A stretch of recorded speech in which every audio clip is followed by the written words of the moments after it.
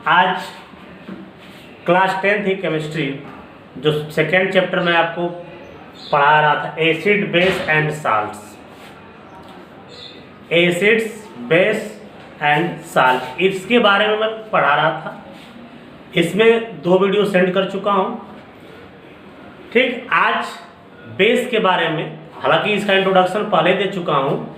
Base के बारे में उसका क्लासिफिकेशन पढ़ाना है, एल्कली पढ़ाना है। इसके बाद एक एक का केमिकल प्रॉपर्टी पढ़ाएंगे, फिजिकल केमिकल, ये पढ़ाना रहेगा। ठीक, तो बेस के बारे में बताया था मैंने आपको शुरू वाली जो वीडियो, इस चैप्टर का जो फर्स्ट पार्ट जो मैं आपको सेंड किया था, उस पार्ट में ठीक एसिड बेस एंड साल्ट का पूरा इंट्रोडक्शन दिया था।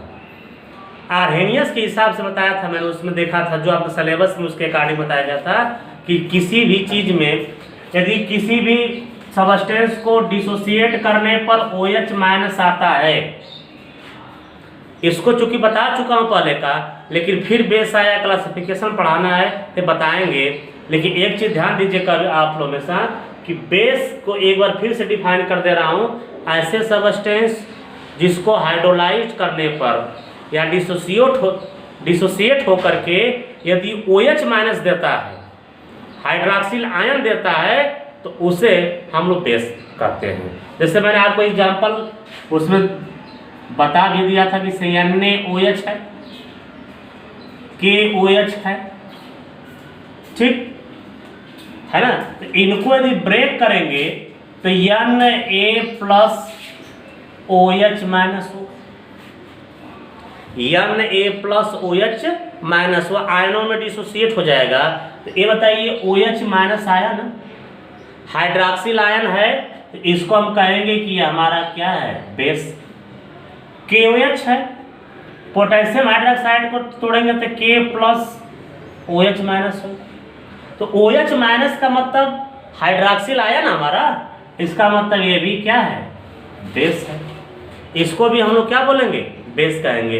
तो इसके बारे में बता दिया था, लेकिन थोड़ा इसी में एक पॉइंट और बता दे रहा हूं।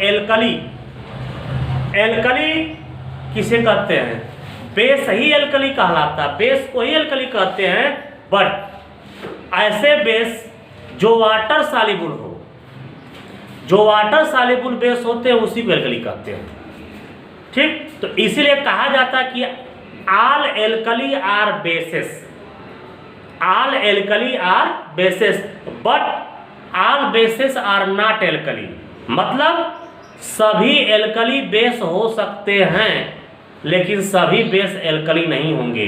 मतलब मैंने आपको डिफिनीशन बताया अभी कि एल्कली का मतलब ही होता है ऐसा बेस। एल्कली का मतलब आपके दिमाग में आता है, एल्कली तो तुरंत माइंड में आता है कि वो इसका बेस है, बेस को ही एल्कली कहेंगे। लेकिन कौन सा बेस, जो वाटर सॉल्युबल होगा, वाटर सॉल्युबल बेस ही एल्कली कहलाता है। ठीक, जो वाटर सॉल्युबल होगा। इसीलिए उसमें नोट पॉइंट बताया जाता है कि जितने भी एल्कलीज होते हैं वह सब के सब बेस होते हैं, but all bases are not alkali, लेकिन सभी बेस एल्कली नहीं होते हैं।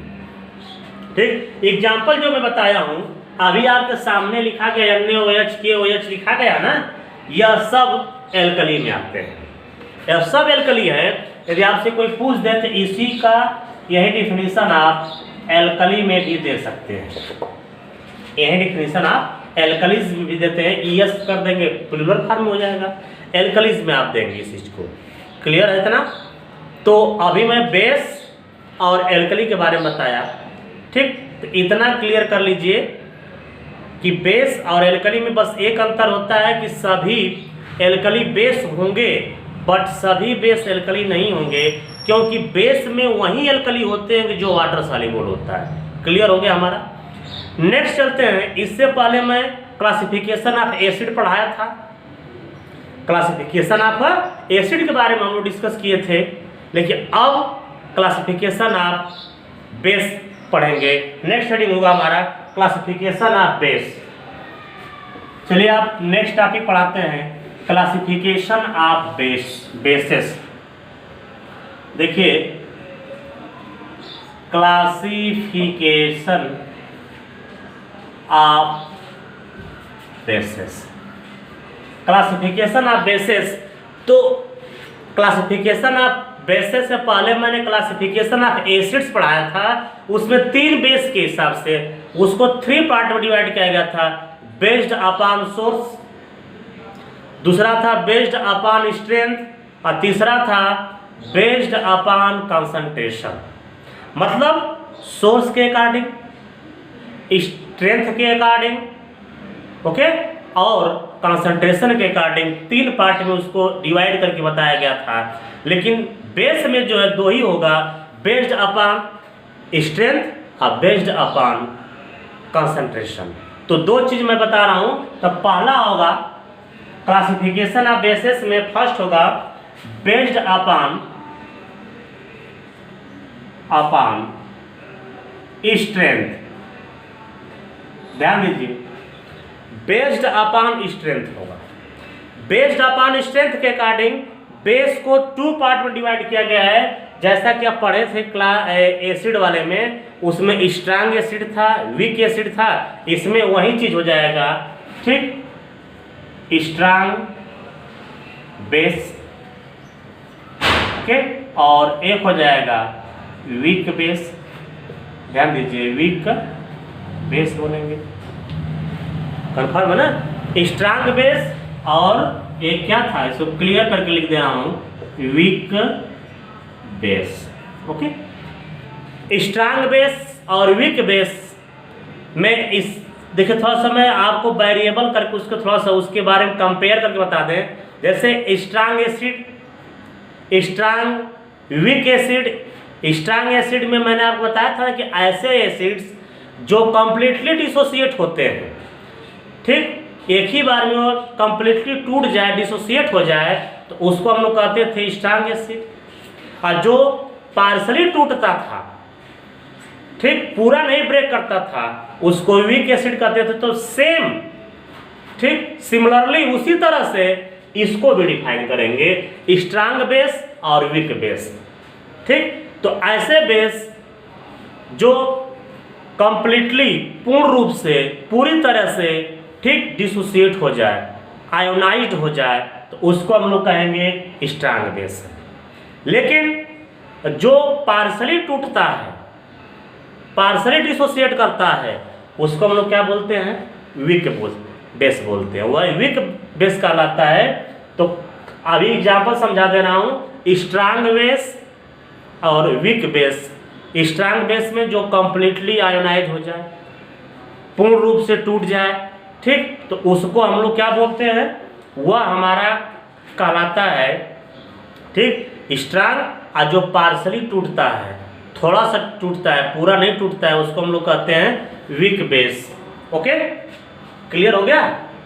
तो नेक्स्ट हम लोग बात करेंगे, ठीक, इसका एग्जाम्पल बता दे रहा हूं मैं आप लोगों को। एग्जाम्पल देख लीजिए, स्ट्रांग बेस का होगा NaOH KOH होगा, क्योंकि एक ही स्टेप में, मतलब यह पूरा का पूरा टूट जाता है। स्टेप नहीं, मतलब ये कहेंगे कि इसको जैसे ही हम वो करते हैं आयोनाइज, ठीक, वो टूट जाता है, डिसोसिएट हो जाता है। ओके, अब वीक बेस की बात किया जाए तो CaOH twice, MgOH twice, AlOH thrice, यह सब ध्यान दीजिए, इसको देखिए, यह सब वीक बेस होते हैं। तो यह क्लियर हो गया। बेस्ड अपॉन स्ट्रेंथ आपको क्लियर हो गया होगा, ठीक, बेस्ड अपॉन स्ट्रेंथ के हिसाब से बेस स्ट्रांग बेस होता है और एक होता है वीक बेस होता है। क्लियर हुआ। ठीक, स्ट्रांग वाले बता दिया कि जो पूर्ण रूप से टूट जाए, आयोनाइज हो जाए, स्ट्रांग, और जो पार्सली होता है उसको कहते हैं हम लोग क्या बोलते हैं, वीक बोलते हैं।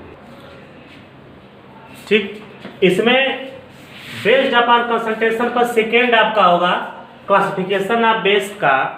सेकेंड जो बेस्ड अपॉन कंसंट्रेशन, अभी मैं बेस्ड अपॉन स्ट्रेंथ बताया, इसके बाद बेस्ड अपॉन कंसंट्रेशन में कंसंट्रेटेड बेस और डाइल्यूट बेस।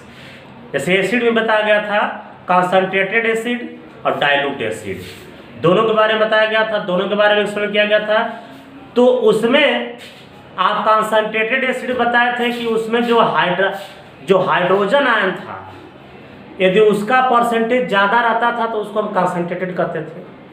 लेकिन जिसमें हाइड्रोजन आयन लो परसेंटेज में रहता था, कम रहता था, तो उसको कहते हैं थेविक। तो उसी तरह से यहाँ भी इसको डिफाइन करेंगे कि यदि इसमें हाई परसेंटेज हो, किसका, OH माइनस का, OH माइनस, ठीक, उसका परसेंटेज उसमें ज़्यादा होगा, उसको कहेंगे कंसंट्रेटेड बेस। जो भी उसका relative high percentage of bases, मतलब उसका जो रिलेटिव परसेंटेज होता है वह ज़्यादा हो, तब तो कंसंट्रेटेड बोलेंगे, ठीक। और डाइल्यूट वाले में क्या होता है, लो होता है। इसमें डाइल्यूट वाले में लो परसेंटेज होता है, ठीक, किसका, OH माइनस का होता है। OH माइनस यदि लो परसेंटेज में है, लेस अमाउंट में है, तब तो उस बेस को डाइल्यूट बोलेंगे। मैंने उस दिन बोला भी था कि कंसंट्रेट को कांक लिखते हैं, डाइल्यूट को DIL करके लिखते हैं, ठीक। और डाइल्यूट करना भी बताया था मैं आप लोगों को उस दिन, ठीक, कि डाइल्यूट कैसे किया जाता है, किस तरह से डाइल्यूट करते हैं, ठीक। तो आप बेस्ड अपॉन कंसंट्रेशन कंफर्म हो गया, कंसंट्रेटेड बेस होता है, डाइल्यूट बेस होता है। जिसमें बेस की मात्रा, बस साफ समझ लो, जिसमें बेस किसको डिटरमाइन करता है, OH माइनस। OH माइनस ही बेस को बताता है। जिसमें बेस का परसेंटेज ज़्यादा होगा वह कंसंट्रेटेड बेस रहेगा, और जिसमें, ठीक, OH माइनस का कंसंट्रेशन क्या नाम, परसेंटेज कम रहेगा, तो उसको हम लोग बोलेंगे डाइल्यूट बेस। क्लियर है, बस OH माइनस ध्यान रहे, कंसंट्रेटेड और डाइल्यूट याद रहे, ठीक, ओके। तो नेक्स्ट हम चलते हैं chemical properties of acid and bases. देखिए next chemical properties of acids, chemical properties of acid, क्योंकि दोनों के क्लासिफिकेशन के बाद chemical properties of acids and base पढ़ना हमको है, तो उसमें सबसे पहले हम केमिकल प्रॉपर्टीज ऑफ एसिड को रीड करेंगे। उसमें पहला चीज एक्शन विथ इंडिकेटर्स। अब एक्शन विथ इंडिकेटर क्या होता है, इंडिकेटर वर्ड जो इसमें लगा, इंडिकेटर का मतलब होता है कि वह इंडिकेट करता है कि कलर का चेंज होना, कलर का चेंज होने की वजह से वह इंडिकेट करता है कि एसिड है कि बेस है। एक तरह से देखा जाए तो इंडिकेटर एक कॉम्प्लेक्सेस होता है, complex of acid and base, ठीक। इंडिकेटर से ही कलर चेंज होता है, तो उससे इंडिकेशन एक मिलता है, हमको एक संकेत मिलता है ये एसिड होगा कि बेस होगा, तो उससे इंडिकेट मिलने की वजह से ही उसको इंडिकेटर कहा जाता है। इंडिकेटर का नाम देखिए, जैसे लिटमस सॉल्यूशन, लिटमस पेपर भी आता है, लिटमस सॉल्यूशन भी आता है। यदि लिटमस सॉल्यूशन या लिटमस पेपर जो होता है हम देखते हैं, यदि ब्लू से किसी भी उसमें डालने, हमको नहीं मालूम है कि एसिड है कि बेस है, एसिड है कि बेस है हमको मालूम नहीं है। यदि ब्लू रहेगा, यदि उसमें एसिड या उसमें डालने पर यदि उसका कलर ब्लू टू रेड होता है, क्या होता है, ब्लू टू रेड होता है, तब तो लिटमस सॉल्यूशन डालने पर ब्लू से रेड हो गया लिटमस वाला, तो कह देंगे नहीं ये एसिड है। जैसे आप टेस्ट करते हैं सॉल्यूशन ने, यदि आपको लिटमस पेपर ही मिल गया, ठीक, तो यदि उसमें ब्लू वाला ले गए और वह तुरंत रेड में चेंज हो गया, तो समझ जाएंगे एसिड है। वह बीकर में रखा हो, टेस्ट ट्यूब में रखा हो, अब हमको नहीं मालूम है कि वह एसिड है कि बेस है, तो लिटमस पेपर डाल लीजिए। लिटमस पेपर ले गए और लिटमस पेपर ले गए, यदि ब्लू ले गए, अब ब्लू का ब्लू सुन लीजिए, ब्लू कलर से वह रेड में चेंज हो गया, तब तो समझ जाएंगे एसिड है, ठीक। या हमको एकदम नहीं मालूम है कि एसिड है कि बेस है, आप दोनों को ट्राई करो। मान लीजिए ब्लू ले गए, ब्लू का ब्लू ही रह गया, ठीक, इसका मतलब बेस है। यदि वह रेड में चेंज हो गया, ठीक, तो समझ जाएंगे नहीं एसिड है। और रेड वाले को ले गए, रेड वाले को ले गए और रेड का रेड रह गया, तो समझ जाएंगे एसिड है। लेकिन वही रेड यदि बेस में चेंज हो गया, तो क्या समझेंगे वह, ठीक, वही रेड यदि बेस में चेंज हो गया, तो कहेंगे कि यार बेस है। तो बस फिलहाल आप यहाँ देखिए, मैं आपको बताऊंगा बेस वाले में, ये देख लीजिए कि लिटमस सॉल्यूशन का मतलब होता है यदि उसमें एसिड वाले में ब्लू से कहाँ टर्न होता है, रेड कलर में होता है। नेक्स्ट इंडिकेटर आप देखिए फिनाफ्थलीन। लिटमस समझ में आ गया ना कि ब्लू से रेड चला गया तब तो एसिड समझिएगा, और रेड से ब्लू चला जाए उल्टा तो बेस हो जाएगा। तो ब्लू से रेड है, इसका मतलब वह एसिड को इंडिकेट कर रहा है। क्लियर। नेक्स्ट आइए, फिनाफ्थलीन, इसका यूज बहुत ज़्यादा टाइट्रेशन में होता है। यह क्या करता है, पिंक कलर को डीकलराइज करता है, उसके पिंक कलर को उड़ा देता है।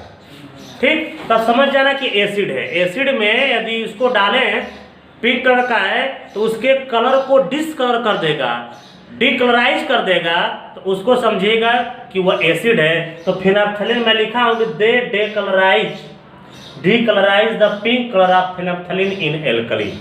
एल्कली में फिनाफ्थलीन डालने पर, यह टाइट्रेशन आप जाएंगे 12 में तो बताया जाता है, 11 से ही स्टार्ट हो जाता है। तो किसी भी एल्कली में, उसमें बेस सही एल्कली होता है, उसमें डालने पर यदि वह पिंक कलर को क्या करता है, ठीक डीकलराइज करता है, डिसएपियर करता है, पिंक कलर को ठीक रिमूव करता है, डिसएपियर करता है, डीकलराइज करता है, तो समझेंगे कि वो एसिड है। नेक्स्ट आइए, मेथिल ऑरेंज। नेक्स्ट हमारा क्या होगा, मेथिल ऑरेंज भी जो होता है ये भी इंडिकेटर होता है। ये क्या करता है, येलो से किस में चेंज करता है, रेड में, या उसी को हम लोग कहते हैं पिंकिश रेड, पिंक कलर से हल्का और रेड रहेगा उसमें। तो बस आज क्लियर हो गया। एक्शन विथ इंडिकेटर आपको समझ में आया। इंडिकेटर का मतलब होता है कि वह इंडिकेट करता है एसिड है, बेस है, न्यूट्रल, क्या चीज़ है वो इंडिकेट करेगा। लिटमस में ब्लू से रेड होगा एसिड। फिनाफ्थलीन डालने पर यदि पिंक कलर डीकलराइज हो गया तब भी एसिड समझेंगे। ठीक, यदि येलो से रेड में, तो अब पिंक कलर जो डीकलराइज होता है फिनाफ्थलीन इंडिकेटर की वजह से होता है। और मेथिल ऑरेंज जो होता है, मेथिल वाला, यदि वह येलो वाले कलर को रेड में चेंज कर दे, किसमें, रेड में चेंज कर दे, तो उसको हम लोग बोलेंगे कि नहीं यार क्या कर रहा है इसमें। ठीक, यह जो है मेथिल ऑरेंज एसिड को इंडिकेट कर रहा है। तो यह हमारा इतना क्लियर हो गया। नेक्स्ट ध्यान दीजिए, नेक्स्ट आपका प्रॉपर्टी हम बताएंगे इसमें, एक्शन विथ, ठीक, मेटल्स। एक्शन विथ मेटल्स होगा आपका, action with metals, carbonate, bicarbonates, इनके बारे में बताएंगे हम। ठीक, तो आज की वीडियो में बस इतना ही। आज की वीडियो में base, alkali, classification of base और केमिकल प्रॉपर्टी पढ़ाया। नेक्स्ट वीडियो में मैं आप लोगों को, ध्यान दीजिए, नेक्स्ट वीडियो में जो है मैं आप लोगों को, ठीक, एक्शन विथ मेटल, मैंने जितने भी रिएक्शन, अभी तो इंडिकेटर ही बताया हूँ, नेक्स्ट वीडियो में आपका अब बढ़िया आपको रिएक्शन जाएगा, रिएक्शन बताया जाएगा, रिएक्शन में क्या होता है, तो इस चीज़ को बताया जाएगा। ठीक, आज के लिए बस इतना ही। यदि ये वीडियो हमारा अच्छा लगा होगा तो इस वीडियो को लाइक कीजिएगा, शेयर कीजिएगा और हमारे चैनल को जो है सब्सक्राइब कीजिएगा। ठीक, तो बस ओके, थैंक्स।